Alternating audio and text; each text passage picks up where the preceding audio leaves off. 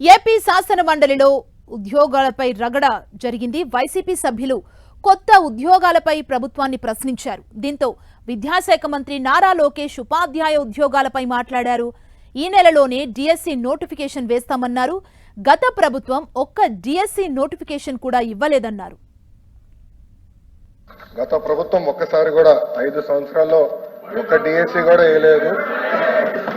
ఎందుకు వేయలేదో సమాధానం చెప్పాలి అధ్యక్ష.